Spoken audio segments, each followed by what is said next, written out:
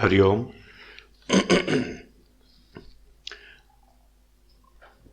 Subodhanand foundation की ओर से आप सभी श्रद्धालुओं का, भक्तगणों का मैं हार्दिक अभिनंदन एवं स्वागत करता हूं। भगवान की कृपा से, ईश्वर की कृपा से आज ऐसा संयोग बना है कि हम लोग एकत्रित हुए हैं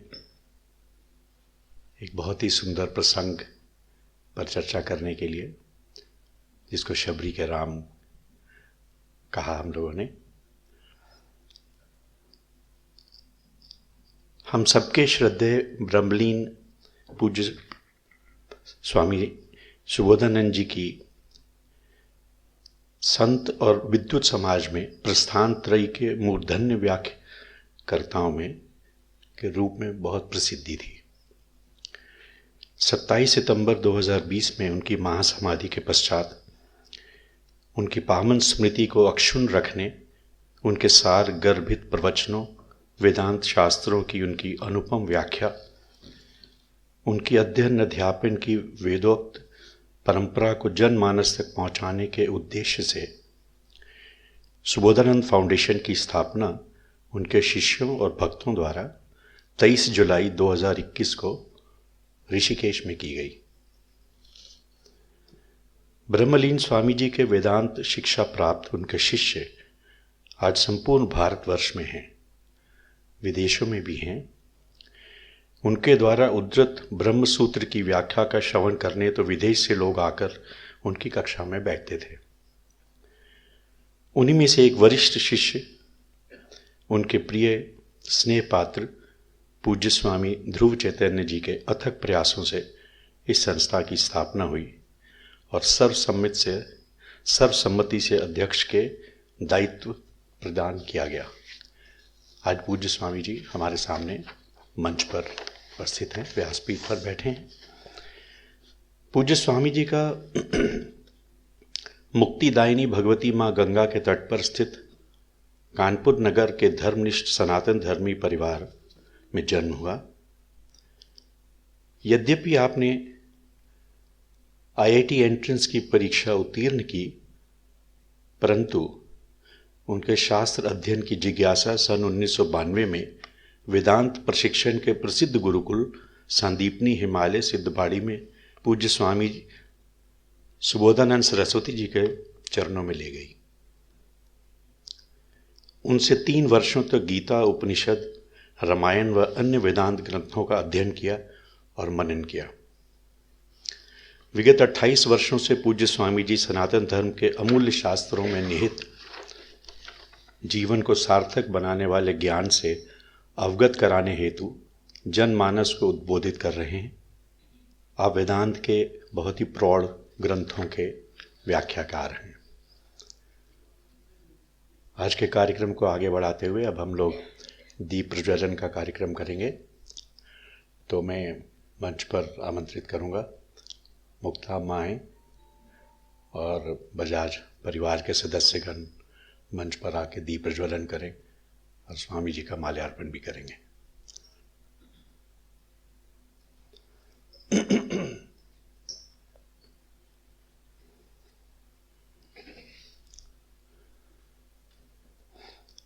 श्री संदीप बजाज जी के बतलाए हुए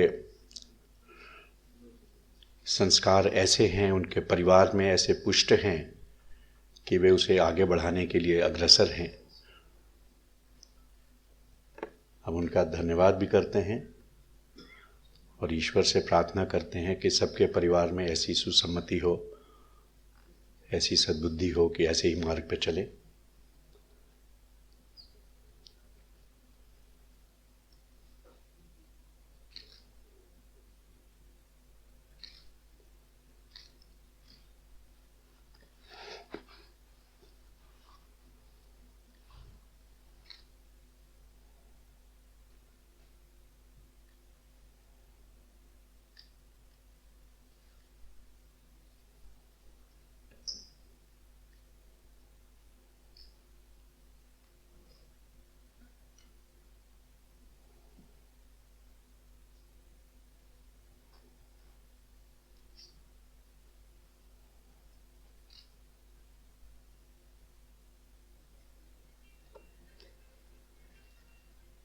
कि सोमिन बजाज जी और श्रीजन बजाज जी स्वामी जी का माल्यार्पण कर स्वागत करेंगे।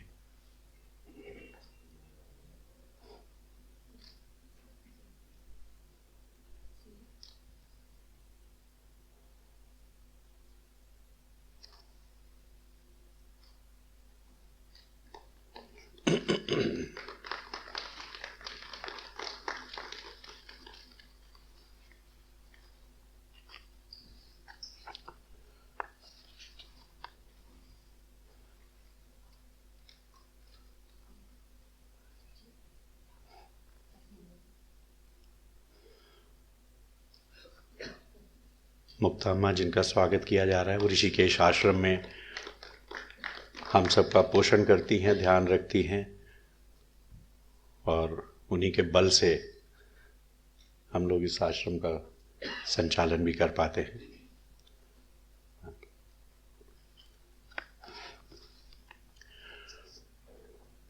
तो कभी कभी हम लोगों से ये पूछा जाता है कि आप जो ये संस्था बनाते हैं, जैसे सुबोधानंद फाउंडेशन है और भी संस्थाएं हैं, तो इनमें क्या होता है, क्या करते हैं? तो हम लोग एक शब्द कहते हैं कि ये एक आध्यात्मिक संस्था है। हम लोग वहाँ आध्यात्मिक साधना को पुष्ट करने के लिए जाते हैं। क्योंकि ये संस्था बनाई गई है ब्रह्मलीन स्वामी सुबोधानंद जी की स्मृति में, और ऐसे कार्यक्रम जितने भी ये फाउंडेशन करेगी वो उनकी स्मृति में ही होंगे।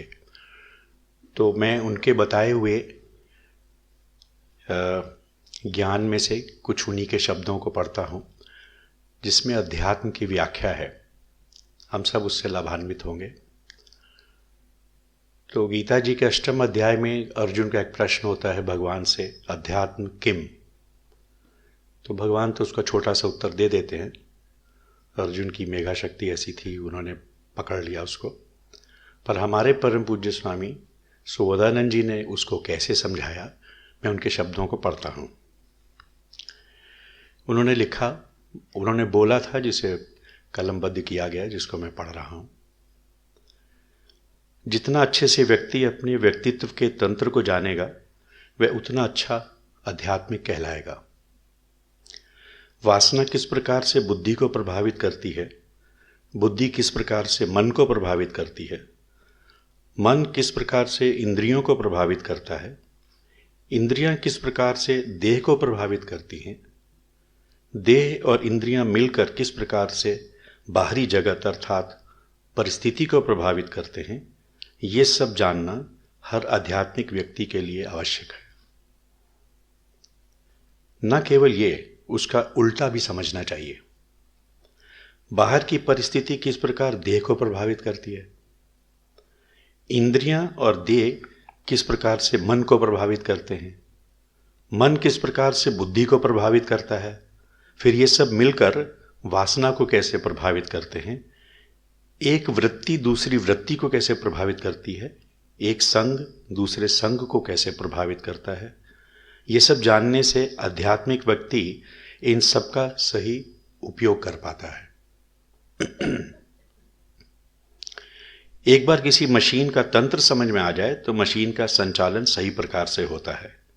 इनकी जो आपसी अंतरक्रिया है, इनकी जो परस्पर संबद्धता है, वह सारा तंत्र जानने वाला अपने व्यक्तित्व को सुधार सकता है, अपने व्यक्तित्व का सही प्रकार से संचालन कर सकता है। इनकी अंतरक्रिया समझ में आ जाए तो ये समझ में आने लगता है कि किसे सुधारने से किस चीज़ में परिवर्तन होगा। अगर वासना में दोष है तो उसे निकालकर वासना के स्तर पर गुणाधान करने का प्रयत्न ही आध्यात्मिक साधना है। अगर बुद्धि में दोष है तो उस दोष का अपनयन करके बुद्धि में चिंतन सामर्थ्य का आघान करने की कोशिश ही आध्यात्मिक साधना है। अगर मन में भाव दोष है तो भाव सौंदर्य को प्राप्त करने का प्रयत्न आध्यात्मिक साधना है। अगर देह और इंद्रियों के स्तर पर व्यवहार में दोष है तो उस दोष का निवारण करके व्यवहार सौंदर्य की सिद्धि कैसे की जाए, ये जानना और उसे कर पाना आध्यात्मिक साधना है। उसको उन्होंने कंक्लूड किया, आचार सौंदर्य व्यवहार सौंदर्य, भाव सौंदर्य, बुद्धि वैभव, स्वभाव सौंदर्य, इन्हें सिद्ध करना ही आध्यात्मिक व्यक्ति का लक्ष्य होता है। तो मैंने इसको इसलिए पढ़ा, थोड़ा सा समय आपका लिया, कि हमारे पूज्य गुरु जी आदरणीय स्वामी सुबोधानंद जी कैसा बोलते थे, कैसा लिखता थे, तो उनकी वाणी को स्मरण करने का प्रयास किया। अब मैं पूज्य स्वामी जी से निवेदन करूंगा कि हमें शबरी के राम के पास ले चले। स्वामी जी।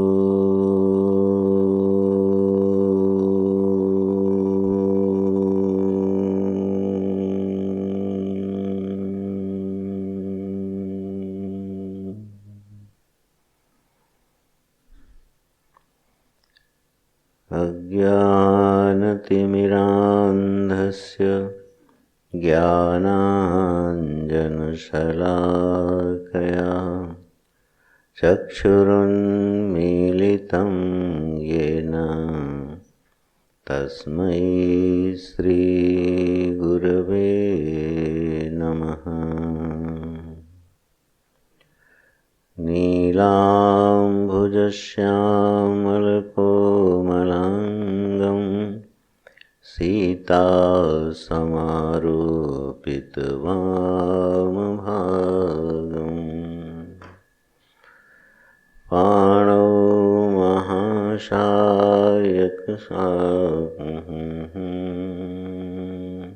किसी को याद है?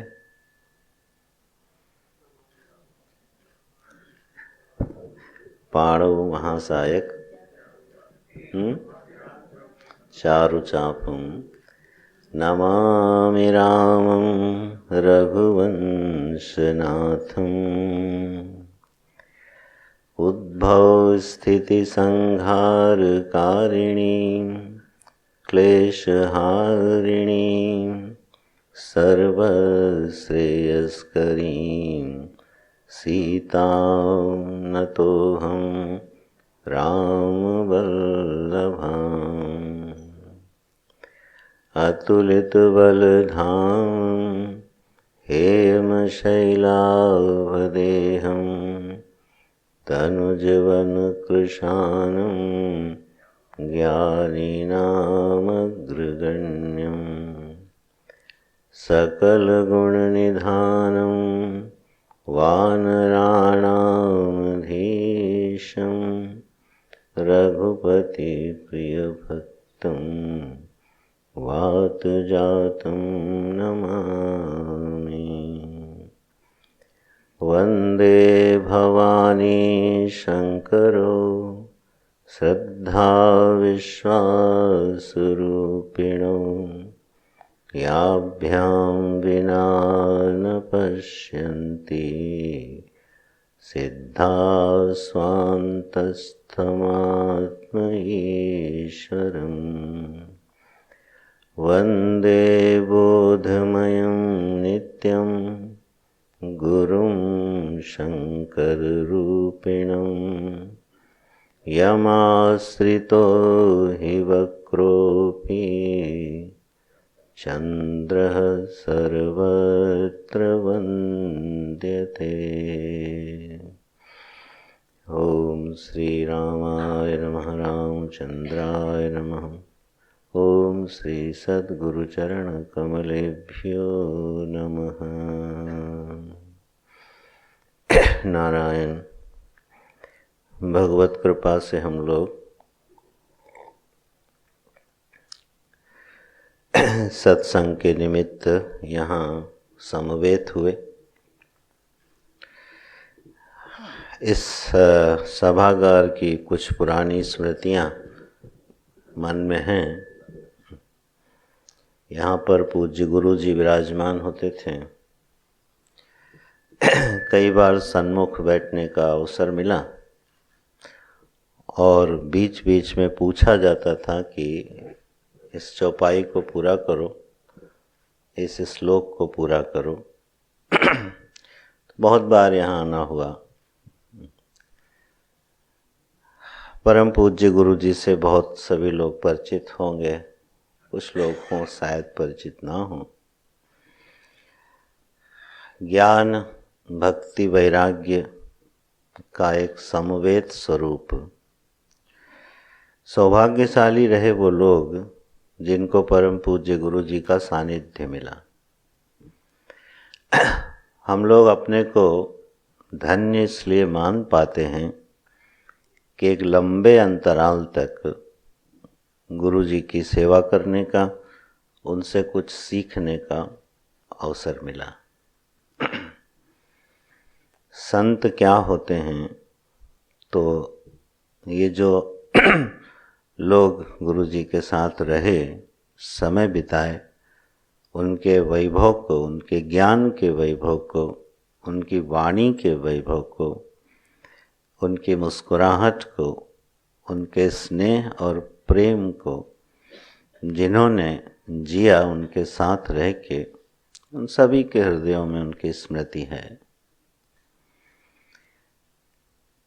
अभी विनय जी कह रहे थे कि गुरु जी के स्मृति में ये फाउंडेशन बनाई गई है। उसके बहुत सारे कारण हैं। मुख्य रूप से जो भी सनातन वैदिक विचारधारा है, जो सनातन वैदिक परंपरा है, जो उसकी गरिमा है, उस परंपरा को, उस गरिमा को आगे बढ़ाना हर शिष्य का दायित्व है। जो जहाँ पर है, जैसे है, जिस रूप में है, उन प्राप्त शिक्षाओं को संप्रेषित करना, आगे बढ़ाना, ये हर शिष्य का कर्तव्य है और हर सनातन वैदिक धर्म के मतावलंबी का कर्तव्य बनता है। माता पिता यह शिक्षा अपने बच्चों को, मित्र अपने मित्रों को, आचार्य अपने विद्यार्थियों को जिस किसी भी विधि से आगे दे सकते हैं, बढ़ा सकते हैं, उन्हें बढ़ाना चाहिए और सीखना चाहिए। आदिगुरु भगवान शंकराचार्य जी ने 4 पीठों की स्थापना करी और अपने प्रथम 4 शिष्यों को उन्होंने उन पीठ पर विराजमान किया। आज हजारों वर्ष के बाद जब उनकी गरिमामय परंपरा हम देखते हैं तो पूरे देश में उससे शाखाएं, प्रशाखाएं, उपशाखाएं निकलती रहीं और पूरे आर्यावर्त को, पूरे देश को सींचती रहीं, सिंचित करती रहीं। इसी तरह से ये श्रुत परंपरा, ज्ञान परंपरा हमेशा से आगे बढ़ती है। यही इसका तरीका है। अभी मैं पुरी में था तो गोवर्धन पीठाधीश्वर से किसी ने पूछा कि भगवान, इस समय जो समाज में व्यतिक्रम दिखाई दे रहे हैं, विपरीतताएं दिखाई दे रही हैं, धर्म को ना समझ करके धर्म का प्रचार हो रहा है, तो आप लोगों के रहते ये सब कैसे हो रहा है? आप लोग क्या करते हैं? बड़ा उसने आक्षेप से ये प्रश्न पूछा। तो महाराज जी ने उत्तर दिया, मैं इस पीठ का 145वां शंकराचार्य हूँ और यह परंपरा कभी टूटी नहीं। माने जिस समय देश में इतने विपरीत शासन रहे, विधर्मियों के शासन रहे कि धर्म और अध्यात्म का नाम लेना मुश्किल था, ऐसे कठिन समय में भी वो पीठ सुरक्षित रही। वो किसके बल पे सुरक्षित रही होगी? वो चारों पीठें आज हजारों वर्षों तक शिष्य प्रशिष्य के माध्यम से उस परंपरा को सुरक्षित रखे हैं, तो वो सुरक्षा कैसे, क्या बिना तप के, बिना ज्ञान के वो सुरक्षित रह गई? कितना संघर्ष किया होगा हमारे पूर्वाचार्यों ने और कितनी विपरीत परिस्थितियों में इस परंपरा को, उस ज्ञान को सुरक्षित रखा। तो ये कम बड़ी बात है क्या? और ये आगे भी सुरक्षित रहने वाली है, इसमें तुम्हें चिंता करने की आवश्यकता नहीं है। तो मैं बात यही कह रहा हूँ अपने परम पूज्य गुरु जी का स्मरण करते हुए कि उन्होंने अपने शिष्यों को बिना किसी भेदभाव के वह हर शिक्षा प्रदान करी जिसके लिए वह व्यक्ति योग्य था, और अगर योग्य नहीं था तो उसको योग्य बना के वो शिक्षा गुरु जी ने प्रदान करी। और उनसे शिक्षित जो शिष्य हैं वो एक संस्था में रह के और उससे ज़्यादा व्यक्तिगत तौर पर पूरे देश में उसी शिक्षा को, उसी ज्ञान के प्रचार को, प्रसार को आगे बढ़ा रहे हैं। ये बात हमको तब ज़्यादा अनुभव में आई जब मैं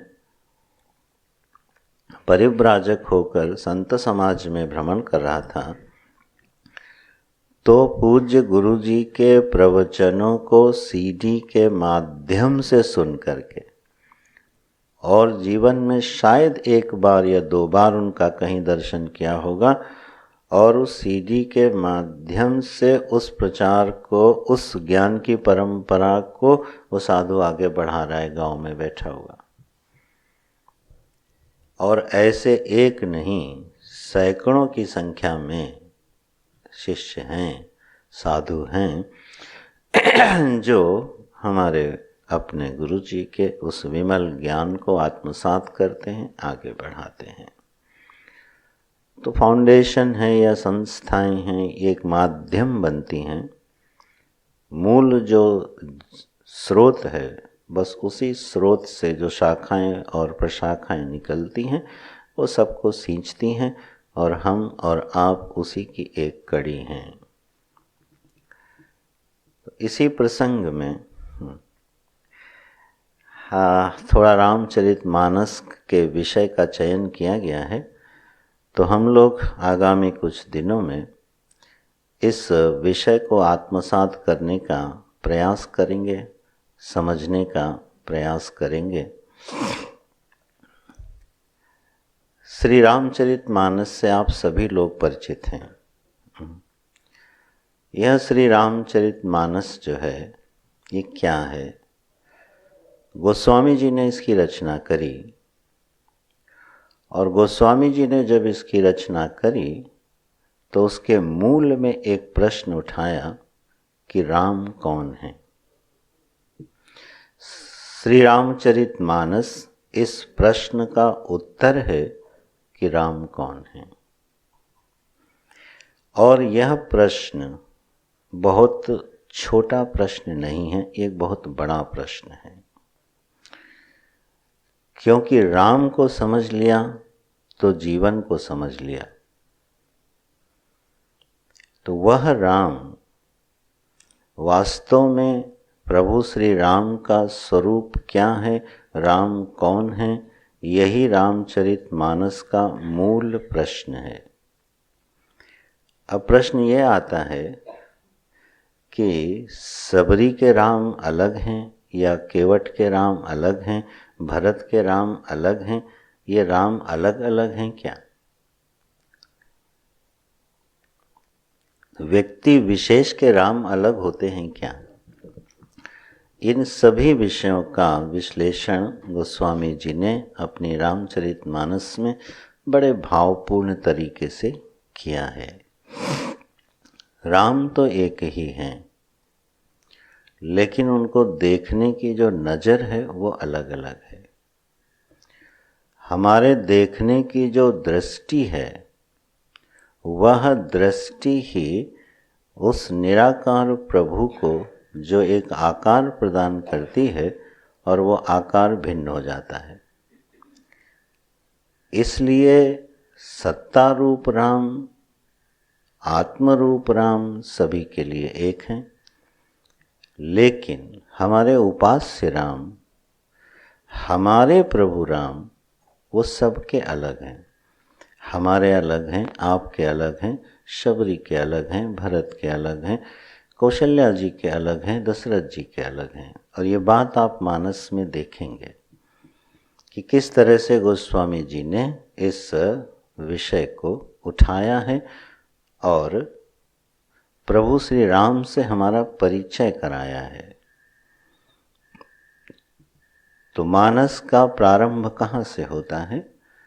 इसी मूल प्रश्न से कि राम कौन है। जब प्रयागराज में, तीर्थराज प्रयाग में याज्ञवल्क्य मुनि और भरद्वाज जी का संवाद हुआ, तो भरद्वाज जी का प्रश्न क्या है? भरद्वाज जी का भी प्रश्न यही है कि राम कौन है। राम एक अवधेश कुमारा, तिनकर विदित, तिनकर चरित विदित संसारा। नारी विरह दुख लहेव अपारा, भयव रोसुरन रावण मारा। सोई राम की अपर को। प्रभु ये वही राम हैं जिनको भगवान शिव ने सच्चिदानंद कह के प्रणाम किया। ये जो अवधेश कुमार हैं जो नारी के विरह में इतने व्याकुल हो गए। अच्छा, भ्रम जो है वो सती जी को, और जब पार्वती जी हुई तो उनको, और भरद्वाज जी को इसी विषय को लेके शंका हुई। भगवान की यह जो लीला है ना, नारी विरह दुख लहे व पारा, और यही सती जी को संशय हो गया कि यह सच्चिदानंद जो परमेश्वर हैं, परमात्मा हैं, वो इतने विह्वल क्यों हैं, दुखी क्यों हैं। तो कभी इस बात पर ध्यान जाता है कि भगवान की लीलाएं तो बहुत हैं, लेकिन उस लीला में संशय स्थल दोनों जगह यही क्यों है। नारी के विरह में व्याकुल राम को देखकर संशय हुआ, भरद्वाज जी को भी वही संशय हो रहा है, सती जी को वही संशय हुआ, शरीर बदलकर जगदम्बा हो गई तब भी वही संशय हुआ। तो अन्य लीलाओं में संशय क्यों नहीं हुआ? दोनों मूल श्रोता हैं भागवत जी के। उसका कारण ये दिखाई देता है कि आनंद स्वरूप परमात्मा जब विह्वल दिखाई दे, जब शोकाकुल दिखाई दे, तो विरोध बड़ा भारी हो जाता है। जो आनंद सिंधु सुख राशि, सी करते त्रैलोक सुपासी। जो आनंद सिंधु परमात्मा है, जिसके आनंद से सारी सृष्टि में आनंद भरा हुआ है, और श्रुति कहती है आनंदाध्येव खल्विमानि भूतानि जायन्ते आनंदेन जातानि जीवन्ति। यह सृष्टि आनंद से आई है, आनंद में रहती है और आनंद में विसर्जित होती है। ये श्रुति का सिद्धांत है। तो ये बड़ा विरोधी लगता है। कब? जब हम सृष्टि को देखते हैं तो एक क्रंदन दिखाई देता है। आनंद तो दूर, छोटे छोटे सुख भी दिखाई नहीं देते। एक चीत्कार, एक हाहाकार जैसे सृष्टि में दिखाई देता है। और श्रुति क्या कह रही है कि सृष्टि आनंद से आई है, आनंद में स्थित रहती है और आनंद में ही विलीन हो जाती है। तो यह प्रश्न बड़ा स्वाभाविक है। मूल प्रश्न यह श्रुति की ओर जाता है। बड़ा स्वाभाविक प्रश्न है कि भगवती श्रुति कह रही हैं कि सृष्टि में आनंद के सिवा कुछ नहीं है, और जगत को देखकर और अपने जीवन के अनुभव को देख करके यह सत्य को पचा पाना कि यहाँ आनंद के अतिरिक्त दुख की कोई सत्ता ही नहीं है। ये बड़ा अंतर विरोधी वाक्य है। मानस के मूल का प्रश्न भी वही है। जो आनंद सिंधु है वो रो कैसे सकता है? वो रोना नहीं चाहिए उसको। तो वो लीला देख करके हमारी सती जी को विमोह हुआ, भरद्वाज जी को भी वही विमोह हो रहा है कि ये आनंद सिंधु परमात्मा क्रंदन कर रहे हैं। आश्चर्य की बात लगती है। वही जब हमारे शिव जी, जब प्रभु श्री राम रो रहे हैं, विलाप कर रहे हैं, तो उन्होंने क्या कह के प्रणाम किया? जय सच्चिदानंद जग पावन, अस कही चलो मनोज नसावन।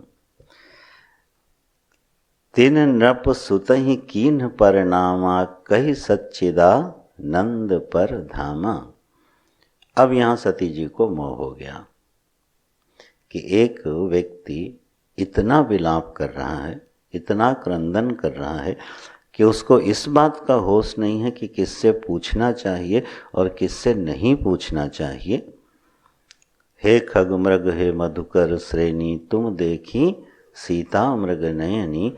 अरे पता भी किससे पूछ रहे हैं? पशुओं से पता पूछ रहे, पक्षियों से पता पूछ रहे, लताओं से पता पूछ रहे कि हमारी जानकी कहाँ चली गई। यह दृश्य देखकर सती जी को भ्रम हो गया और भगवान शिव को इसमें कतई भ्रम नहीं है। वो क्या कह रहे हैं? सच्चिदानंद प्रभु। तो रोता हुआ व्यक्ति आनंद की भूमि में भरा हुआ हो, यह सिद्धांत अगर समझ में आ गया तो राम समझ में आ गए कि राम कौन है। जिस दिन ये समझ में आ गया कि राम कौन है, उस दिन यह अंतर विरोध भी समझ में आ जाएगा कि यह जो आनंद है और यह जो विह्वलता है, इसमें कोई विरोध नहीं होता है। देखिए, जब वह विह्वलता एक अभिनय हो जाए तो भी वो आनंद की अभिव्यक्ति होती है। जो विह्वलता है, जो क्रंदन है, अगर वो अभिनय की अभिव्यक्ति है तो आप बताइए वो आनंद की अभिव्यक्ति है कि नहीं है? भले व्यक्ति रो रहा हो और जब सती जी सामने जाती हैं प्रभु के तो भगवान मुस्कुरा देते हैं। कहाँ अकेली घूम रही हैं? वृषकेतु कहाँ हैं? भगवान शिव को छोड़ के कहाँ चली आई आप? तो भगवान हंस पड़ते हैं, मुस्कुरा देते हैं। वहाँ वो देख करके भी सती जी का भ्रम गया नहीं। आश्चर्य की बात है। भ्रम तो वहीं टूट जाना चाहिए था, लेकिन वो भ्रम फिर भी नहीं टूटा। आश्चर्य लगता है। प्रभु ने जब मुस्कुरा के पूछा और उसके बाद अपना ऐश्वर्य भी दिखाया कि आगे भी, पीछे भी, इधर भी, उधर भी, सर्वत्र प्रभु राम का दर्शन हो रहा है उनको। घबरा जाती हैं, आंख बंद कर लेती हैं, चली आती हैं, झूठ बोलती हैं, मिथ्या भाषण कर जाती हैं, राम को पहचान नहीं पाती। सामने प्रभु राम अपने ऐश्वर्य का दर्शन कराते हैं और फिर भी राम को पहचान नहीं पाती हैं। तो राम को पहचानना इतना आसान काम भी नहीं है, ऐसा लगता है मानस में। तो यह जो मूल प्रश्न है और यही प्रश्न वो पूछ बैठी, ब्रह्म जो व्यापक बिरज अज, अकल अनीह अभेद, सो कि देह धरि होय नर, जाहि न जानत वेद। ये वेद भी उसको नहीं जान पाते हैं, ये वही प्रभु हैं। शिव जी उनको समझाते हैं, लेकिन लाग न उर उपदेश, जदपि कहेउ शिव बार बहु। भगवान शिव ने यद्यपि ये बार बार बात कही, उनको समझाया कि राम कौन हैं, लेकिन सती जी को समझ में नहीं आया।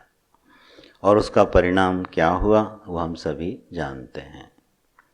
इसके बाद वही सती जी क्या हुई, पार्वती जी के रूप में जब अवतरित हुई, तब इसी प्रश्न के साथ आती हैं। प्रश्न बिल्कुल वही का वही है कि ये वही राम हैं। केवल प्रश्न पूछने का तरीका बदल गया सती जी के, प्रश्न नहीं बदला। नपतनय कि ब्रह्म, ये वही राजकुमार हैं जिनको आप ब्रह्म कह रहे हो। और वहाँ पर भी वही है, नारी विरह मति भोरी। देखिए, आप प्रश्न नहीं बदलिया। नारी के विरह में जो रो रहे थे, क्या ये वही राम हैं जिनको आप इतने आनंद से रह कर के भजन करते हैं उनका? तो प्रभु बताइए मुझे। और इस बार जब शिव जी ने उनको समझाया है, तो वह उपदेश उनके हृदय में स्थिर होता चला गया और वो राम के स्वरूप को समझ गई। तो अंतर क्या था? प्रश्न पहले भी था और प्रश्न बाद में भी वही रहा। इसको पूज्य गुरु जी जब समझाते थे तो बोलते थे, देह बदलने से प्रश्न नहीं बदलता। देह बदल जाते हैं, शरीर बदल जाते हैं, लेकिन प्रश्न और संशय जीवन में खत्म नहीं होते। माने देह बदल जाएगी और प्रश्न खत्म हो जाएगा, ऐसा कभी होता नहीं है। इसका मतलब अगर जीवन में कोई प्रश्न आ गया है तो उसको छोड़ देना नहीं चाहिए। जब तक उस प्रश्न का उत्तर न मिल जाए, उस प्रश्न को छोड़ना नहीं चाहिए, क्योंकि वो बीज रूप में पड़ा रहेगा और समय आने पर फिर क्या होगा, प्रकट हो जाएगा। और वही प्रश्न इतनी लंबी यात्रा के बाद, इतनी लंबी तपस्या के बाद, देह बदलने के बाद सती जी के मन में, जब वो जगदम्बिका पार्वती होके आई, निर्मल होके आई, तब यही प्रश्न खड़ा हो गया। तो प्रश्न का नाश नहीं हुआ, लेकिन बस अंतर क्या हुआ कि अब वो निर्मल हैं, उनका अभिमान ध्वस्त हो चुका है, हृदय पवित्र हो चुका है, प्रश्न में संशय नहीं है, जिज्ञासा हो गई है। संशय से हट के प्रश्न जिज्ञासा में बदल गया है और अब प्रश्न सुन करके भगवान शिव प्रसन्न हो जाते हैं जब ये प्रश्न सुनते हैं। और एक बड़ा सैद्धांतिक बात यहाँ शिव जी ने कही, मुकुर मलिन अरु नयन विहीना, राम रूप देखहीं किमि दीना। अरे जिसका अंतःकरण जो है मलिन है, और दृष्टांत क्या है कि दर्पण मलिन है और देखने के लिए नेत्र भी नहीं है, तो वो रूप कैसे देखेगा? मानस की पंक्तियों को हमारे पूज्य गुरु जी कैसे खोलते थे, उसका एक दृष्टांत हम आपको दे रहे हैं, याद आ गया है। इस चौपाई में क्या मर्म है? मुकुर मलिन अरु नयन विहीना। दृष्टांत में है दर्पण, दर्पण में पड़ी है धूल, ठीक। अब जब दर्पण में धूल पड़ी है तो चेहरा दिखाई नहीं देता, ठीक है। तो दर्पण को जब हम स्वच्छ करते हैं, साफ करते हैं, तो हमको अपना चेहरा दिखने लगता है। तो दर्पण जब स्वच्छ होगा तो चेहरा किसका दिखना चाहिए? अपना। हम दर्पण के सामने खड़े हैं, दर्पण हमने स्वच्छ किया, तो स्वच्छ होने के बाद दर्पण में चेहरा किसका दिखेगा? अपना। लेकिन यहाँ गोस्वामी जी क्या कह रहे हैं? मुकुर मलिन अरु नयन विहीना, राम रूप देखहीं किमि दीना। इस चौपाई का अर्थ गुरु जी ने प्रयागराज में टहलते हुए खोला था, इसलिए स्मरण हो गया कि रूप देख रहा है राम का, दिखना चाहिए अपना। तो कहना क्या चाहते हैं कि जब हृदय निर्मल होता है तो ये जीव ही शिव हो जाता है। निर्मल अंतःकरण में जो अभिव्यक्ति होती है वो जीवत्व की नहीं होती, ईश्वरत्व की होती है, ब्रह्मत्व की होती है। इसलिए प्रकट होता है भगवान का ऐश्वर्य, भगवान का वैभव छलकता है उस अंतःकरण में, उस दर्पण में। जीव तो खत्म हो जाता है। और इसीलिए बड़ी सावधानी से गोस्वामी जी ने इसमें एक शब्द जोड़ा है, नयन विहीना। नयन विहीना का मतलब है कि उचित प्रमाण व्यापार भी नहीं है। राम के स्वरूप को समझने के लिए, जानने के लिए जिस विद्या की, जिस परंपरा की, जिस प्रश्न की, जिस सद्गुरु की ज़रूरत है, जीवन में वो अभी संयोग घटा नहीं है और इसलिए वो नयन विहीन है। नयन विहीन का मतलब है कि अभी सद्गुरु की प्राप्ति नहीं हुई है, सत्शास्त्र की प्राप्ति नहीं हुई है, सद्ज्ञान की परंपरा की प्राप्ति नहीं हुई है और इसलिए उसको नयन विहीन कह दिया गोस्वामी जी ने। तो अगर हमारे जीवन में इस बात को थोड़ा ध्यान दीजिएगा, अंतःकरण केवल निर्मल हो जाने से ज्ञान नहीं होता, ये सिद्धांत है।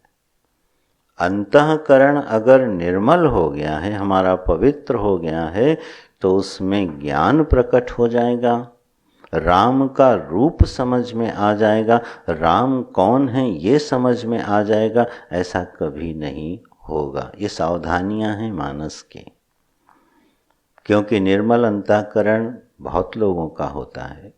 उस निर्मल अंतःकरण में सेवा की अभिव्यक्ति हो सकती है, सत्व गुण की अभिव्यक्ति हो सकती है, आनंद की अधिकता हो सकती है, सदाचार की अभिव्यक्ति हो सकती है, संयम की अभिव्यक्ति हो सकती है, पूजा उपासना की अभिव्यक्ति हो सकती है, लेकिन जरूरी नहीं है कि राम का स्वरूप समझ में आ जाए।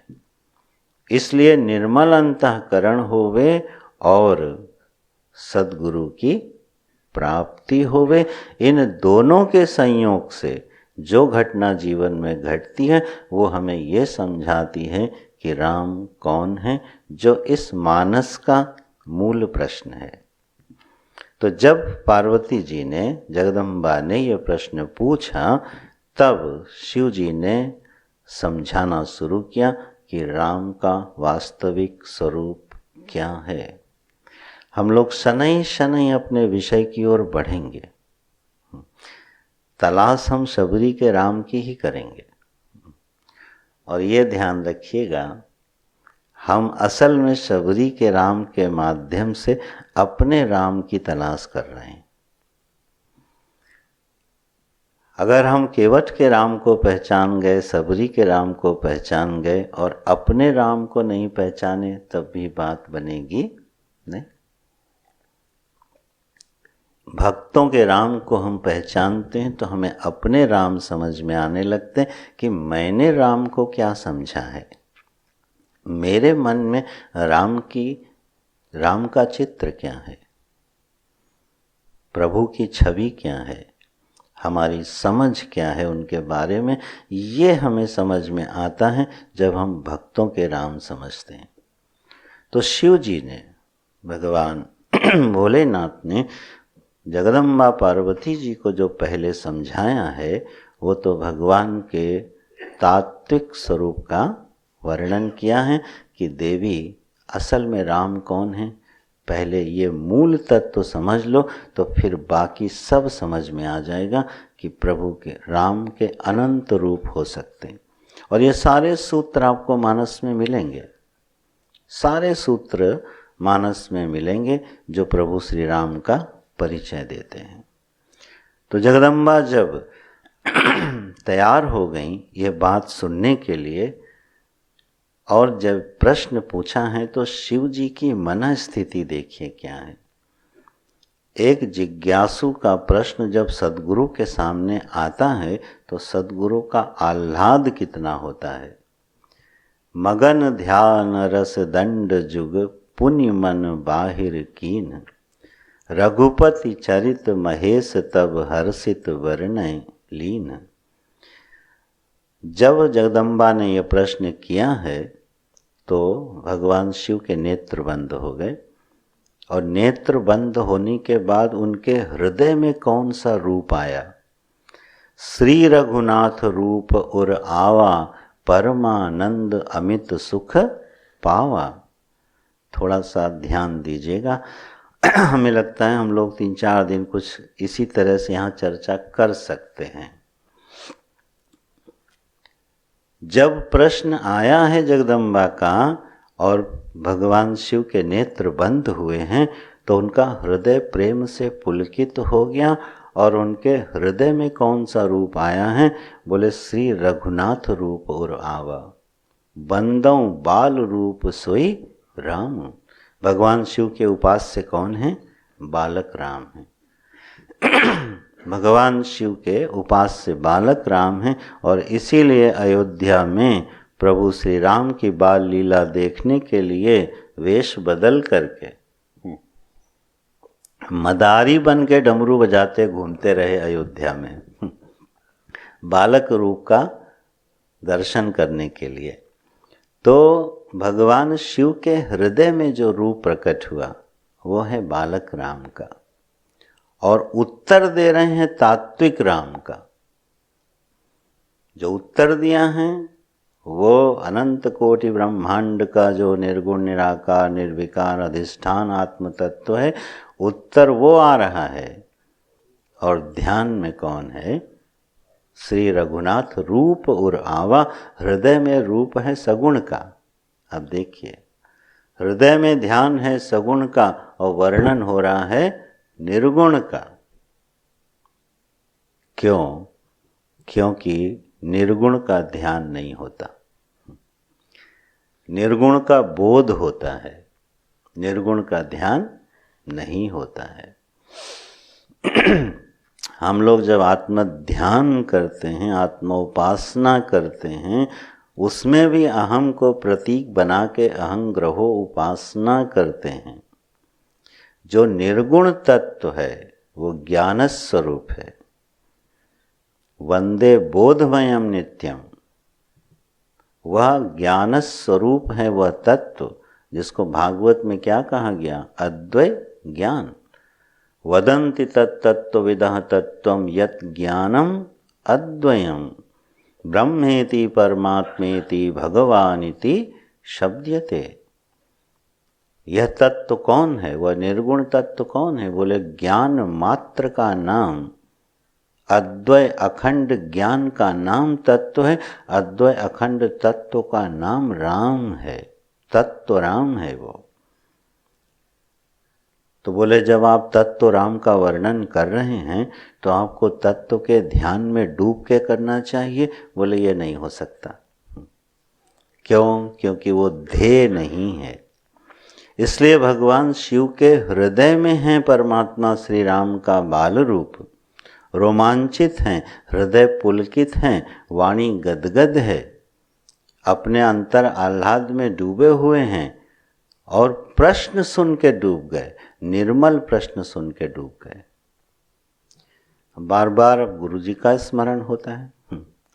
हम लोग जब कभी कोई अच्छा प्रश्न कर लेते थे तो आप उनका आह्लाद देखिए, प्रसन्नता एकदम चेहरे पर खिल जाती थी जब कोई विद्यार्थी बड़ा गंभीर और उचित प्रश्न लेके आ जाता था परिचर्चा के बाद, तो हृदय गुरु जी का प्रसन्न हो जाता था, आह्लादित हो जाते थे कि वाह इसने समझा और ये प्रश्न आया। तो जगदम्बा के प्रश्न से शिव जी ध्यानस्थ हो गए और 2 घड़ी ध्यान में रहे। अब अपने मन को बाहर फेंकते हैं, क्योंकि जब मन ध्यान में डूबा हो तो फिर वो बाहर निकलना चाहता नहीं है। लेकिन प्रश्न का उत्तर देना है तो आह्लादित होकर के ध्यान में डूबे हुए शिव जी अपने नेत्र खोलते हैं, अभिनंदन करते हैं जगदम्बा का, और फिर प्रभु श्री राम के तात्विक स्वरूप को समझाते हैं।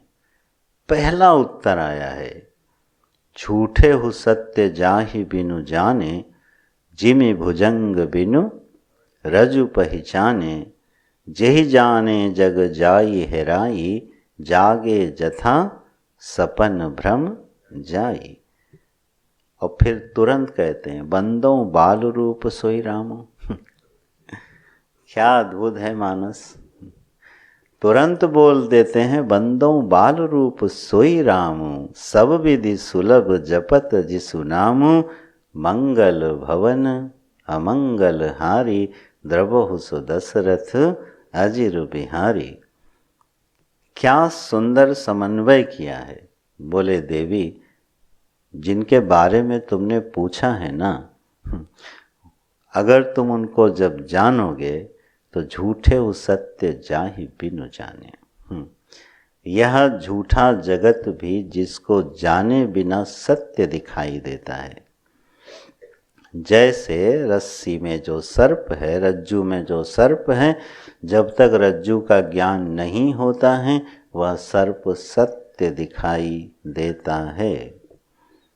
और जेहि जाने जग जाई हेराई, जिसको जान लेने के बाद यह जगत विलुप्त हो जाता है। जैसे स्वप्न में से जागने के बाद किसी का स्वप्न टूटता है और स्वप्न भ्रम सिद्ध हो जाता है। बोले ये हैं प्रभु राम का स्वरूप। और जब आगे वर्णन करते हैं बिनु पद चले सुने बिनु काना, बिनु कर कर्म करे विधि नाना, बिनु वाणी वक्ता बड़ जोगी, आनन रहित सकल रस भोगी। राम सच्चिदानंद दिनेशा, नहीं तह मोह निशा लवलेसा, सहज प्रकाश रूप भगवाना, नहीं तह पुनि विज्ञान बिहाना। राम ब्रह्म व्यापक जग जाना, परमानंद परेश पुराना। अब ये वर्णन है हमारे प्रभु श्री राम का। अब अगर इन राम को पहचानना है तब जगदम्बा जैसा प्रश्न करना पड़ेगा। अगर सती बन के प्रश्न करेंगे तो लागू न उर उपदेश। अगर सती बन के प्रश्न जीवन में करते रहें तो जो गुरु होई बिरंचि सम। ब्रह्मा जी जैसे गुरु आ जाएं, हमको वेदांत समझा नहीं सकते। तो सती बन के प्रश्न नहीं करना है, जगदम्बा बन के प्रश्न करना है। तो जब वह प्रश्न उस धरातल से आएगा तो जो जीवन का सबसे सर्वोच्च सिद्धांत है, शायद नहीं, जिसको पाने के लिए यह मनुष्य शरीर मिला है। यह मनुष्य शरीर हम लोगों को प्राप्त हुआ है, ये उपहार है परमात्मा का। गोस्वामी जी ने इसकी बड़ी प्रशंसा गाई है। और जो इसको पाकर के इस तत्व का अनुसंधान नहीं करते हैं उनको अधम कह दिया, विषयी कह दिया, पामर कह दिया। बड़ी हे दृष्टि से देखा है। किसको? बोले जो यह मनुष्य शरीर पा करके इस तत्व को जानने का प्रयास नहीं करता है। बोले ये इतना कीमती तत्व है क्या? बोले थोड़ा सा इसकी ओर बढ़ के देखो तो ये समझ में आने लगता है कि इसकी कीमत क्या है और राम कौन है। ये राम का वास्तविक परिचय पहले मानस में दिया गया है, आगे दूसरे परिचय देंगे। यह जो परिचय जहाँ से कथा प्रारंभ होती है, ये बड़ा विलक्षण परिचय है भगवान का। आप लोगों ने बार बार इसको सुना भी होगा, हृदय में धारण भी किया होगा कि यह तत्व जिसका भगवान शिव ने जगदम्बा के प्रति वर्णन किया है, उसकी एक झलक है ये। क्या? अगर इसको जान लिया तो ये जगत जगत नहीं रहेगा। अब ये कोई छोटी बात लगती है क्या? अरे दुख दुख नहीं रहेगा, सुख सुख नहीं रहेगा, जीवन और मृत्यु का भेद मिट जाएगा, जीवन के सारे संताप मिट जाएंगे, सारी चिंताएं मिट जाएंगी। एक निर्भयता जन्म ले लेगी, ठीक है, और आनंद हमारा कभी साथ नहीं छोड़ेगा। ये लक्ष्य आकर्षक नहीं लगता क्या? इतना सुंदर एक बड़ा लक्ष्य आकर्षक नहीं लगता कि हम भी ऐसे जीवन में प्रवेश कर सकते हैं जहाँ पर शोक का और चिंता का कोई नामो निशान ना हो। ठीक, सहज प्रकाश रूप भगवान, ये हैं हमारे प्रभु राम का वास्तविक स्वरूप। इसका परिचय शिव जी ने सबसे पहले दिया। और अगुन ही सगुन ही नहीं कछु भेदा, गावहि मुनि पुराण बुध वेदा। अगुन अरूप अलख अज जोई, भगत प्रेम बस सगुन सो होई।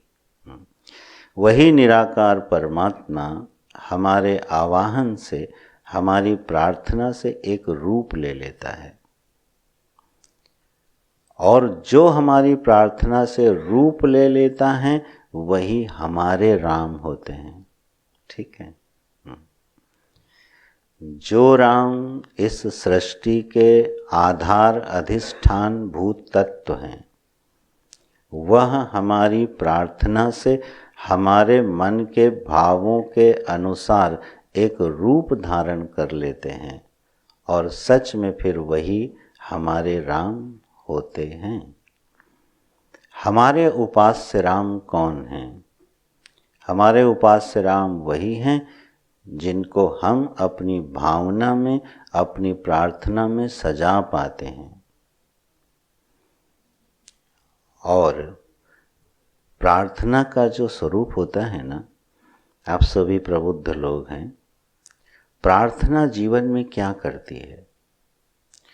प्रार्थना उस निर्गुण तत्व में एक क्षोभ उत्पन्न करती है, और वह क्षोभ एक मूर्ति का रूप लेता है, आकार लेता है, और वह आकार हमारे सन्मुख उपस्थित हो जाता है। ये है प्रार्थना का बल, ये है भक्ति का बल। प्रार्थनाओं के उत्तर मिलते हैं। प्रेयर्स आर ऑलवेज रिस्पॉन्डेड, ये गुरुदेव का वाक्य है। हमारी प्रार्थनाएं जो जीवन में हम करते हैं वो सदा उत्तरित होती हैं। हमें ऐसी कोई प्रार्थना नहीं है जिसका हमको अपने जीवन में उत्तर न मिलता हो। आपको प्रार्थना और स्तुति में अंतर मालूम है? प्रार्थना किसको कहते हैं और स्तुति किसको कहते हैं? स्तुति का गान जब हम करते हैं तो अक्सर हम जो भक्तों ने स्तुतियाँ गाई हैं, जो महापुरुषों ने स्तुतियाँ गाई हैं, जो शास्त्रों में भगवान की स्तुति गान हुआ है, हम उसको पढ़ते हैं और उसके अनुसार हम अपने भाव का निर्माण करते हैं। गोस्वामी जी ने जो स्तुति गा दी, नमामि शमीशान निर्वाण रूपम विभुम व्यापकम ब्रह्म वेद स्वरूपम। अब ये एक स्तुति का गान हुआ, किसने गाई? गोस्वामी जी ने गाई। हम क्या करते हैं? हम उस गाई हुई स्तुति को दोबारा गाते हैं और वह भाव बनाने की कोशिश करते हैं जो शायद गोस्वामी जी ने बनाया होगा। मीरा जी का जब भजन हम गाते हैं तो गाते हैं उस भजन को सुनते हैं और मन में वैसे ही भावों का निर्माण कर लेते हैं। और अगर वैसे ही भावों का निर्माण हृदय में नहीं हुआ तो वो स्तुति क्या लगती है? मैकेनिकल लगती है। बोलते हैं आज स्तुति करी, मज़ा नहीं आया। भगवान की पूजा तो करी, पाठ तो किया, लेकिन मज़ा नहीं आया। क्यों मज़ा नहीं आया? क्योंकि वह भाव जो स्तुति लिखते समय, गाते समय गोस्वामी जी का रहा होगा, वह भाव हमारे हृदय में उपस्थित नहीं हुआ तो हमारी स्तुति नहीं हुई, हमको मज़ा नहीं आया। और कभी कभी वह अर्थ, वह शब्द उसी अर्थ का प्रकाश कर देता है जो शायद लिखने वाले के मन में वो भाव रहा होगा। जब उस भाव के साथ उस शब्द का मेल हो जाता है, अर्थ का मेल हो जाता है, तब समझना कि सच में स्तुति परमात्मा की हो पाई। और ऐसा बहुत कम होता है, क्योंकि जो स्तुति हम बार बार पढ़ते हैं वो धीरे धीरे मैकेनिकल हो जाती है। श्रीमद् भगवद गीता है, तो इसका जब हम लोग अध्ययन करते हैं, पढ़ते हैं, पाठ करते हैं, तो एक बार गुरु जी ने बड़ी प्यारी बात समझाई, मैं शेयर करता हूँ। बोले गीता जी पर चिंतन हो रहा है? कहा जी गुरु जी होता है कुछ। बोले किस तरह से चिंतन करते हो? उनका पहले श्लोक पढ़ते हैं, श्लोक पढ़ने के बाद भाष्य, शांकर भाष्य देखते हैं कि भगवान भाष्यकार ने इसका अर्थ क्या किया है, और उसके बाद एक एक पद के अर्थ को बुद्धि में बिठाने का प्रयास करते हैं, चिंतन करते हैं। बोले ठीक। बोले अब ऐसा करो, जरा चिंतन की शैली बदल दो। नहीं क्या? बोले श्लोक पढ़ो, आंख बंद करो और परमात्मा से प्रार्थना करो कि प्रभु यह पंक्ति बोलते समय आपके मन में क्या भाव था,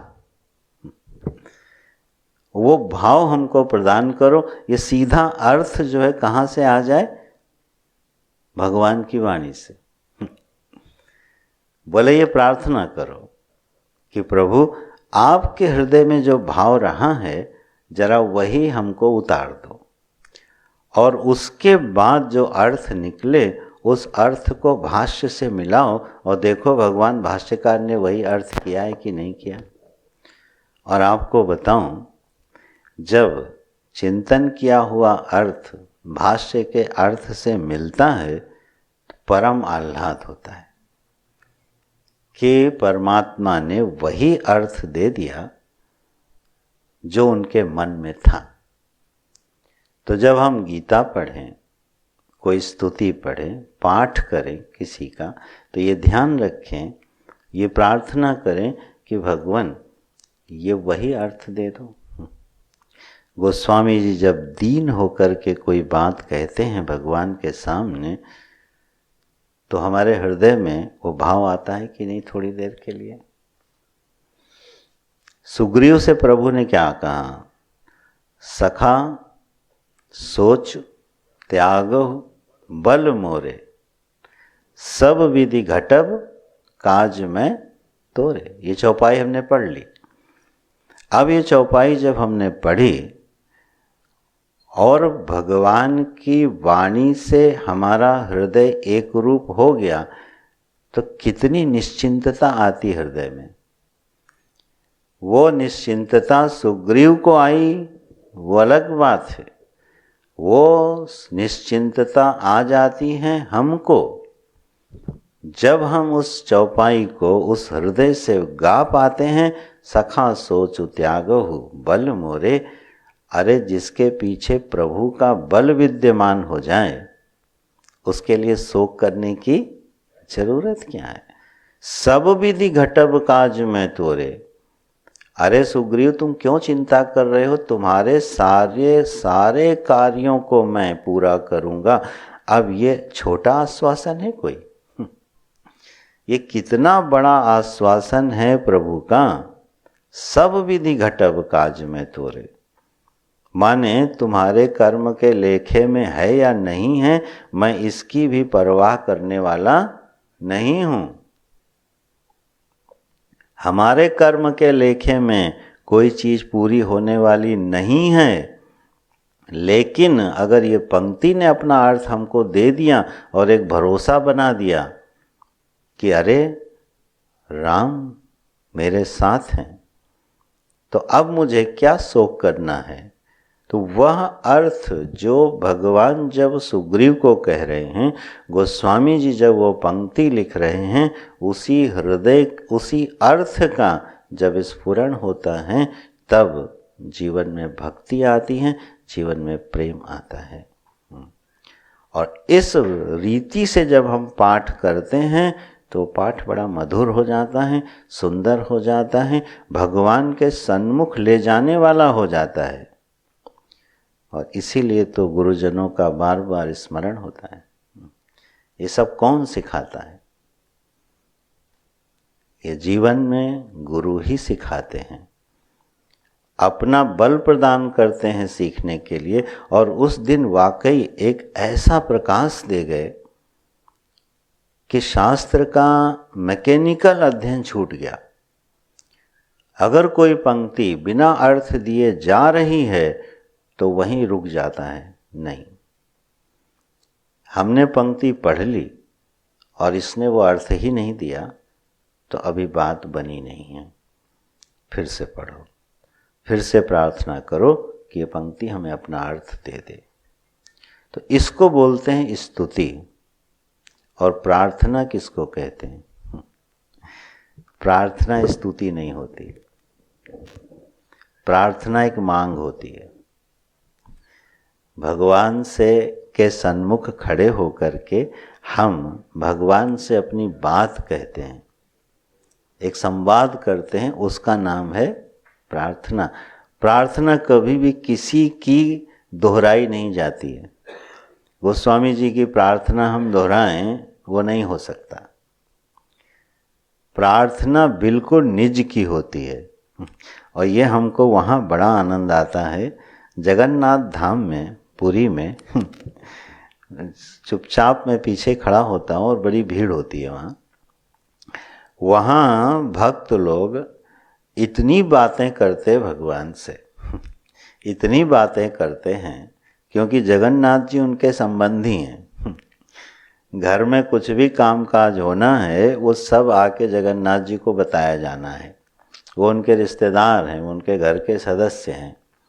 तो कोई रो रहा है, कोई गाली दे रहा है, कोई अपना रोष प्रकट कर रहा है, कोई धन्यवाद देने आया है, वो अपनी बात कहते हैं। और वो बात जो कह रहे हैं वो किसी शास्त्र से नहीं आई। हाँ, वो कहीं पढ़ के नहीं आए वो बात दोहराने, वो उनके मन से भाव प्रकट होता चला जा रहा है। भक्तों के मन से ऐसे जो भाव प्रकट होते हैं बाद में वही स्तुतियाँ बन जाती हैं। मीरा ने जो भजन गाए वो कैसे गाए?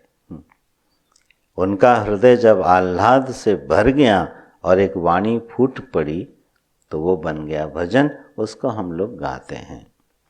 तो प्रार्थना और स्तुति में जो अंतर है, प्रार्थना क्या करती है? प्रार्थना हमको हमारे परमात्मा के सन्मुख ले जाती है। और इसीलिए क्या कह रहे हैं? अगुण अरूप अलख अज जोई, भगत प्रेम बस सगुन सोई। हरि व्यापक सर्वत्र समाना, प्रेम ते प्रकट हो ही मैं माना। ये है परमात्मा को प्रकट करने का तरीका, प्रकट करने का माध्यम। क्या उपदेश दे रहे हैं कि जो अगुण है, जो अरूप है, जो अलख है, जो अज है, माने जो निर्गुण है, जिसका कोई रूप नहीं है, जिसको मन वाणी बुद्धि देख नहीं सकती और जिसका कभी जन्म नहीं होता है, वही भगत प्रेम बस सगुन सो होई। वही भक्तों के प्रेम के अधीन हो जाता है और भक्तों के प्रेम के अधीन होके सगुण हो जाता है। प्रार्थना जब मूर्तिमान होती है तो निराकार को साकार कर देती है। और एक बात ध्यान दीजिएगा कि जो आकार होते हैं वो सिर्फ आकृति का नाम ही आकार नहीं होता। जो हमारी मन वाणी बुद्धि का विषय बन जाए उसका नाम आकार होता है। आकृति माने अगर हम एक रूप मात्र समझते हैं तो वो वेदांत की दृष्टि नहीं है। रूप किसको कहते हैं? यद दृश्यम तद रूपम। जो हमारे मन का, वाणी का, बुद्धि का विषय बन जाए उसको बोलते हैं रूप, उसको बोलते हैं आकार। ठीक, तो भगवान के जो गुण हैं वो आकार हैं। जैसे भगवान दयालु हैं, ये निराकार है कि आकार है? भगवान की जो दयालुता है वो आकृति है, वो आकार है। आकार माने केवल मनुष्य का रूप ले लेना और सुंदर सुंदर रूप लेके अवतरित हो जाना, भिन्न भिन्न रूप लेके आ जाना, सिर्फ उतना ही आकार, उतना ही भगवान का अवतरण नहीं होता।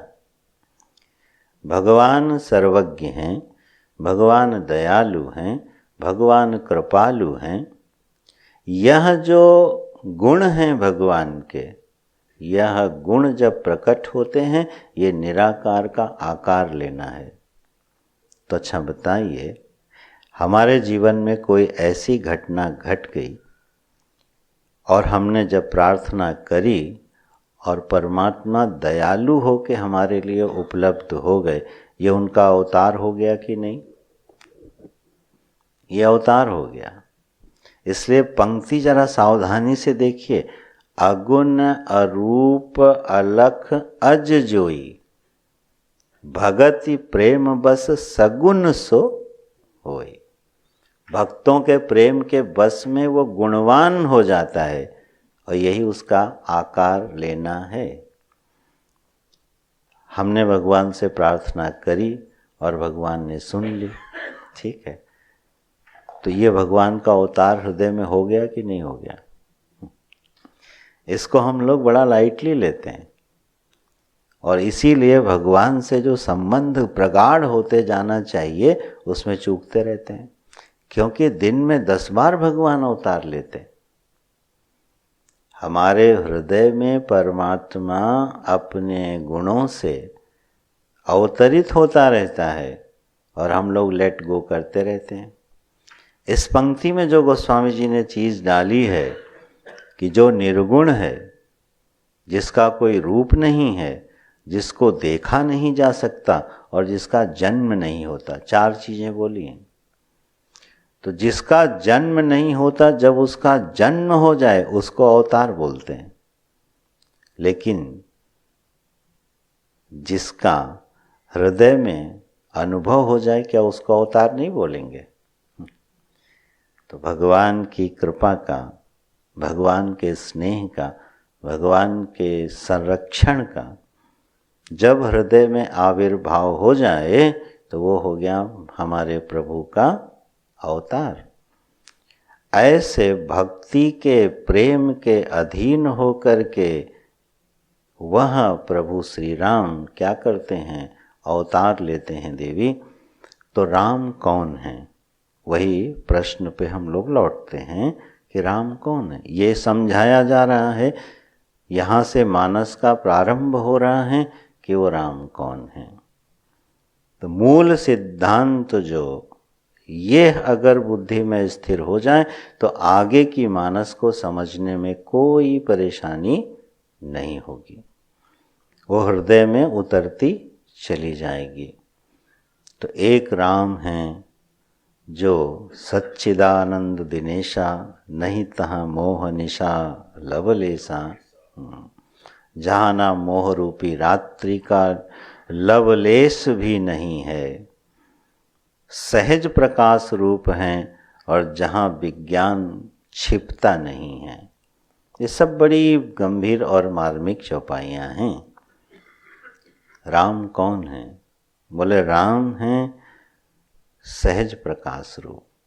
अच्छा, और गोस्वामी जी ने एक बड़ी प्यारी पंक्ति इसी प्रसंग में लिखी, विषय करण सुर जीव समेता, सकल एक ते एक सचेता।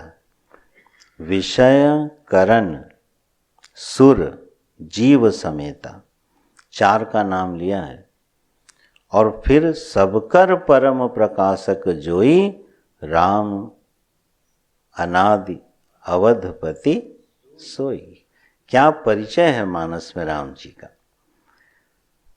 राम वही हैं अवधपति देवी जिनको तुमने जंगल में विपिन में रोते हुए देखा था, ये वही राम हैं।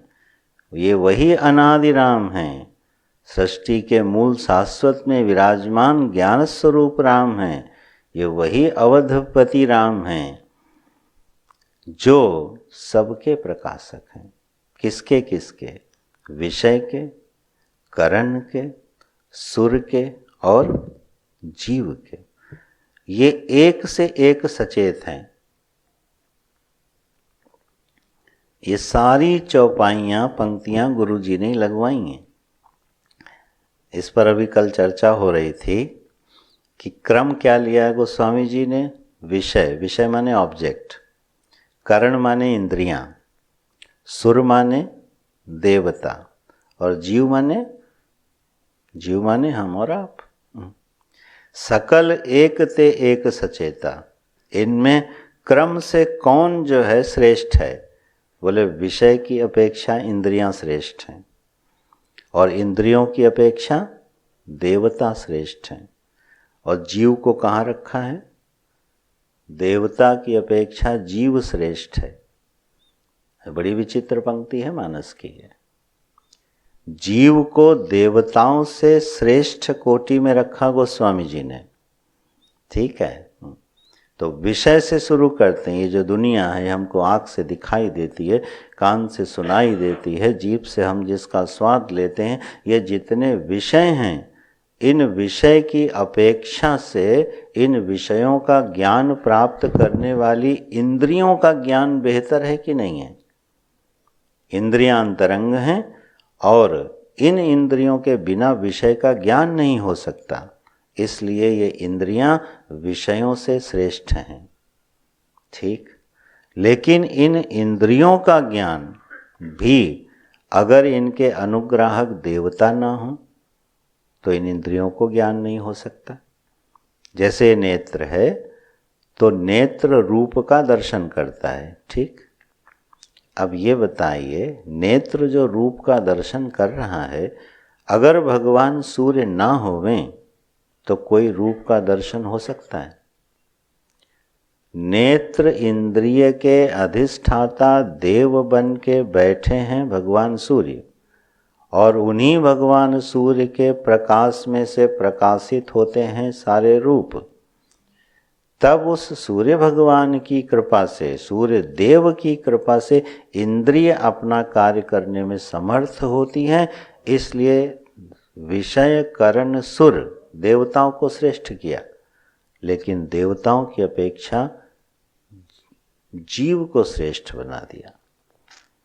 ये तो विचित्र लगता है। क्यों? क्योंकि देवता तो हमारे उपास्य हैं। रोज हम सूर्य भगवान को अर्घ्य देते हैं, इंद्रादि के लिए आहुतियाँ डालते हैं।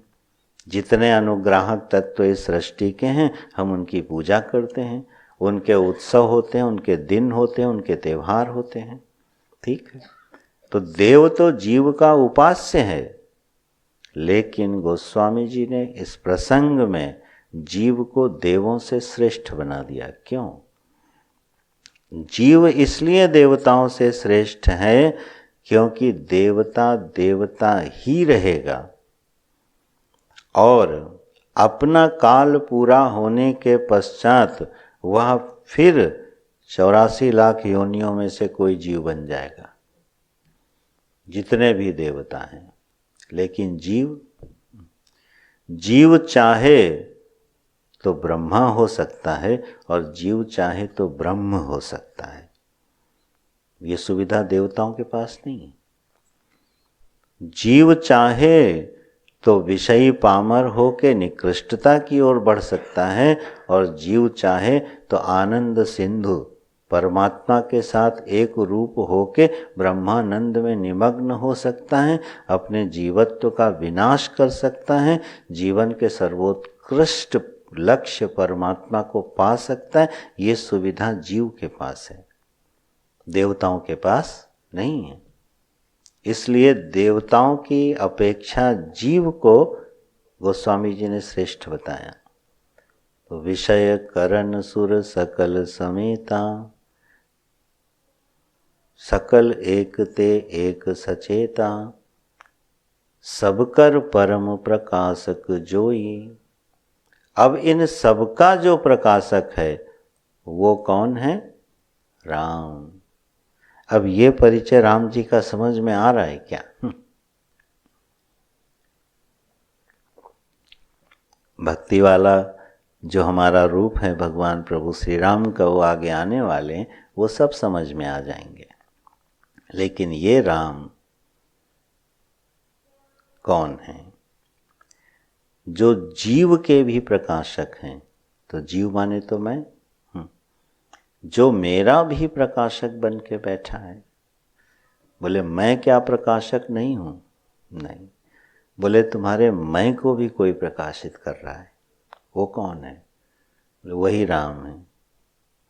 अब ये है राम जी का मूल परिचय, जहाँ से मानस शुरू होती है। राम अवधपति, अनादि अवधपति सोई। तो इस राम को कैसे पहचाना जाए? बोले ये तो जरा झंझट वाली बात है। जो अयोध्या में अभी राम जी आए हैं उनके पास चला जाए, है? इतना सुंदर विग्रह आया है। थोड़ी चर्चा 2 मिनट उस पर भी हो जाए, फिर कल देखेंगे। अयोध्या में प्रभु श्री राम जी का प्राकट्य हुआ, ठीक है। ये हर सनातन वैदिक धर्म के मानने वालों के लिए बहुत बड़ी उपलब्धि है। हम लोग संवैधानिक रूप से भले 1947 में आज़ाद हो गए हों, लेकिन आध्यात्मिक और धार्मिक रूप से आज़ाद नहीं हुए थे। प्रभु श्री राम जी का अयोध्या में जो प्राकट्य है वो इस दृष्टि से इतना महत्वपूर्ण है कि आज हम लोग मानो एक धार्मिक और आध्यात्मिक गुलामी से छूटे। जो हमारी संवैधानिक आज़ादी होती है उसका अर्थ क्या होता है? कि हम अपना संविधान बनाने के लिए स्वतंत्र हैं। अब हमारे देश का जो संविधान है वो हमारी चुनी हुई सरकार बना सकती है, उसमें संशोधन कर सकती है। यही तो है। 47 में जब हम आज़ाद हुए और 50 में हमको संविधान बनाने का अधिकार मिला, तो ये कौन सी आज़ादी थी? ये कानून, संविधान बनाने की आज़ादी थी। अब हमें अंग्रेज़ों के बनाए कानूनों में और उससे पूर्व के लोगों के द्वारा बनाए गए संविधान और कानून में नहीं रहना है। अब हम अपना कानून खुद बना सकते हैं। हमारी चुनी हुई सरकार अपना कानून बना सकती है। ये संवैधानिक आज़ादी मिली थी। लेकिन ध्यान रखिएगा, धार्मिक आज़ादी तब भी नहीं मिली थी, आध्यात्मिक आज़ादी तब भी नहीं मिली थी। क्यों? धार्मिक आज़ादी का मतलब क्या है? कभी कश्मीर जाइए तब आपको पता चलेगा धार्मिक गुलामी क्या होती है। पिछले वर्ष मैं कश्मीर गया था तो हमसे ये कहा गया, स्वामी जी इन वस्त्रों में इंटीरियर इलाके में न जाइएगा। टूरिस्ट इलाके को छोड़ के किसी इंटीरियर इलाके में मत जाइएगा, नहीं हो सकता है आपको कोई मार दे। तो मुझे बड़ा क्षोभ हुआ, क्यों नहीं जा सकता? और मैं गया 1-2 जगह और फंसा भी, खतरा भी उपलब्ध हुआ। तब समझ में आया कि धार्मिक गुलामी क्या होती है। क्यों? एक धर्म का जो व्यवहारिक रूप है, जो व्यावहारिक रूप है, उसकी ये पहचान है वस्त्र मानो। इन वस्त्रों के साथ आप अगर स्वच्छंद रूप से कहीं विचरण नहीं कर सकते तो आपकी धार्मिक आज़ादी बाधित है कि नहीं? तो ये आज़ादी हमको पूरी तरह से नहीं मिली थी। और आध्यात्मिक आज़ादी क्या होती है? आध्यात्मिक आज़ादी वो होती है जब हम अपने किसी भी विचार को स्वतंत्रता पूर्वक बोल सकें। ठीक है, मंसूर ने अनल हक बोला तो उसको काट के फेंक दिया गया। सुकरात ने जब बाइबल के खिलाफ बोला, वो बाइबल के खिलाफ गया तो उसको जहर दे दिया गया। इसका मतलब आध्यात्मिक आज़ादी नहीं थी। आध्यात्मिक आज़ादी का मतलब होता है जो दर्शन, जीवन का जो दर्शन मैं जानता हूँ, मानता हूँ, जीता हूँ, वो सही है या गलत ये चर्चा का विषय है, लेकिन उसके साथ में जी सकता हूँ कि नहीं, उसको मैं बोल सकता हूँ कि नहीं, तो वह आध्यात्मिक और धार्मिक आज़ादी कहीं बाधित थी, जो इस रूप में अयोध्या में प्रकट हुई है। इसके बहुत बड़े मायने हैं। भगवान तो सबके सदा हृदय में निवास करते हैं। इस बारे में आप लोगों ने सुना भी होगा कि लोग कहते हैं अरे जरूरी है कि मंदिर वहीं बनाओ, 14 लाख मंदिर हैं, जरूरी है कि एक मंदिर बने वहीं बने, इतना कत्लेआम होवे फिर भी मंदिर वहीं बने। आपको आराधना करनी है, मंदिर कहीं बना लो, कहीं पूजा कर लो। वो मतलब नहीं था उसका। मंदिर वहीं जरूरी था, प्रभु का विग्रह वहीं जरूरी था, क्योंकि ये हमारी धार्मिक और आध्यात्मिक अस्मिता की पहचान के साथ एक आज़ाद होने का सुख दे रहा है।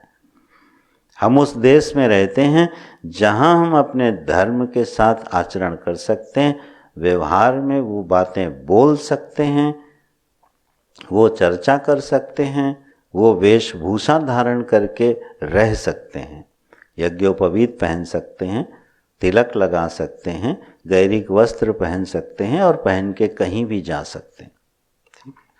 आपको शायद मालूम हो कि एक बार ऐसा हुआ था, मैं प्रमाण पूर्वक पता भी कर लूँगा, गुरुदेव किसी मिडिल ईस्ट की कंट्री में गए थे। एयरपोर्ट पर उनको रोक दिया गया कि ये वस्त्र उतारिए, ठीक, और तब आपको प्रवेश मिलेगा। और एक प्रयागराज की घटना सुनाता हूँ, समय तो हो गया। प्रयागराज में हम गुरुजी के साथ हम कई लोग थे, तो वो जो अक्षय वट है ना किले के अंदर, वो आर्मी के अंडर में है, तो वहाँ पर गेट में उसने रोक लिया। कुछ वहाँ कम्युनिकेशन गैप हो गया, सूचना नहीं पहुँच पाई, गेट पे रोक लिया उसने और उसने जाने ना दे। बाद में गुरुजी बहुत देर तक गाड़ी में बैठे रहे और देखे अंदर कुछ विवाद हो रहा है, तो उतर के चले गए। बोले क्यों नहीं जाने दे रहा? तो उसने एक बात कह दी, ये आंखों के सामने की बता रहा हूँ। उसने एक बात बोल दी कि स्वामी जी वस्त्र उतार दीजिए तब अंदर चले जाइए।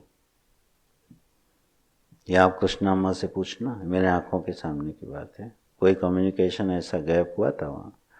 ये बात जैसे उसने बोली है, हमने उस दिन गुरुजी का नरसिंह रूप देखा।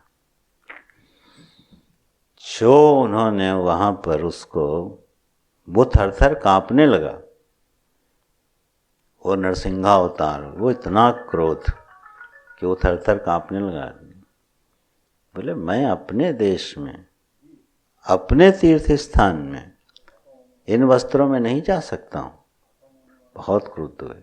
तो तब तक खैर सूचना आ गई। उसके बाद तो फिर पूरा सिस्टम चला दर्शन कराने के लिए।